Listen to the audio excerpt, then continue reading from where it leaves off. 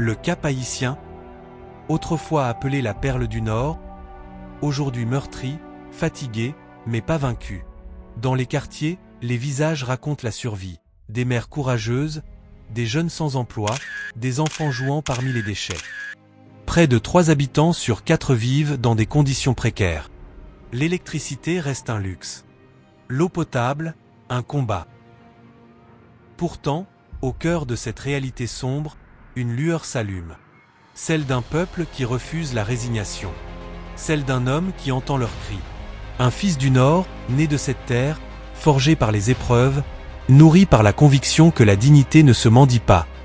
Elle se reconquiert. Il ne vient pas promettre. Il vient agir. Il vient rendre au Nord la fierté qu'on lui a volée.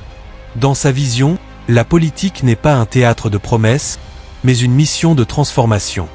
Il porte la voix des oubliés, le courage des jeunes, la foi de ceux qui n'ont plus rien, mais qui croient encore en demain.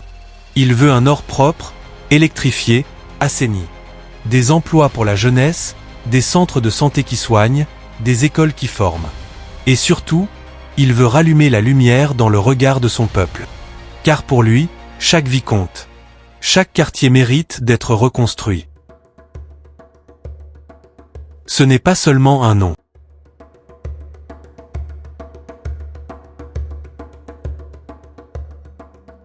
C'est un espoir. Une promesse de renaissance.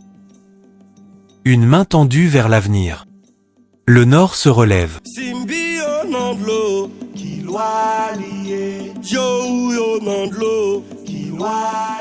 Et avec lui,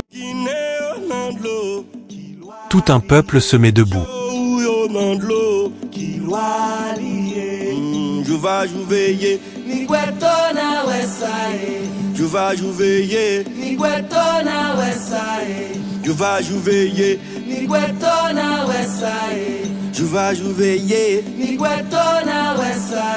Modu Basilo, Basilo.